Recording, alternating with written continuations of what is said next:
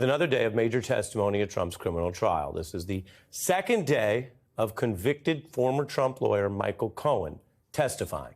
I watched from inside the courtroom where Cohen was speaking against his former boss, arrayed just a few feet away. And by the afternoon, the defense started their cross-examination. We've been reporting on that along with our colleagues. Here's how it's been going.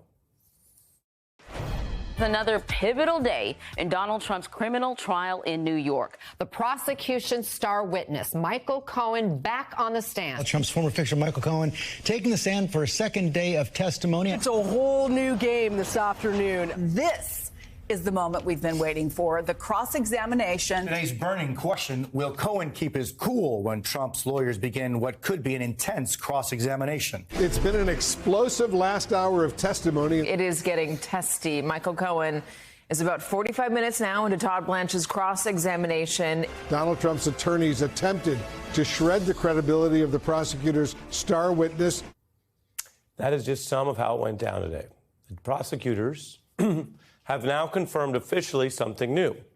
Cohen is their last witness, which means they really are on track to rest their case here because they will just be this cross-exam I told you about, and then that's it.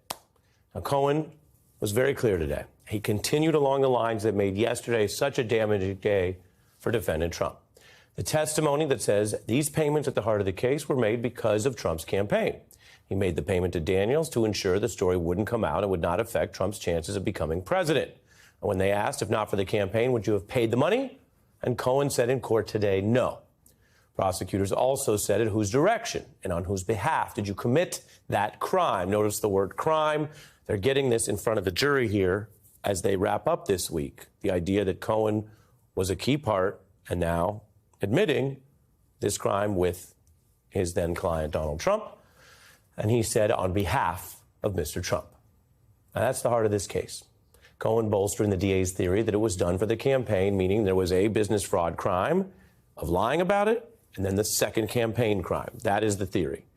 And I mentioned the cross, and we're going to get to that later in the hour because there's some really interesting stuff in the cross, and I was sitting there watching them go back and forth, the expletives flying, but what's probably the most important thing we've seen in this whole trial is what's happened over yesterday and the morning, the beginning of today, which is how Cohen is walking through exactly what they say is this Trump crime. Cohen also addressed the issue that will come up later in cross, but he addressed it first in a more friendlier avenue where he retracted those 2018 claims that he'd made the payment all on his own. They even got error in the New York Times. Well, today he explained it.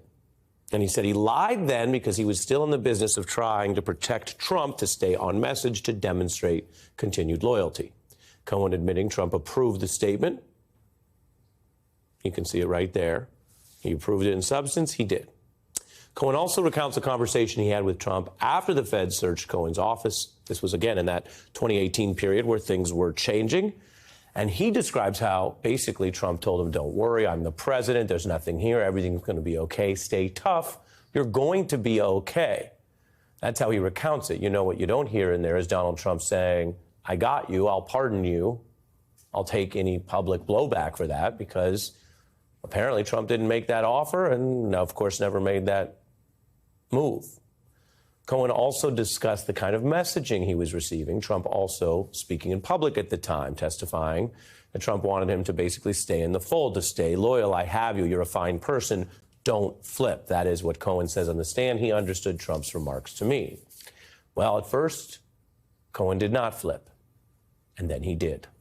This was one of those days in court where you could actually see from the morning to the afternoon really both sides of the case in the argument, because there was all this damning material from Cohen and a pretty logical explanation of how he went from having this close relationship with Donald Trump and working for him to the things, the tangible things he went through that made that relationship sour.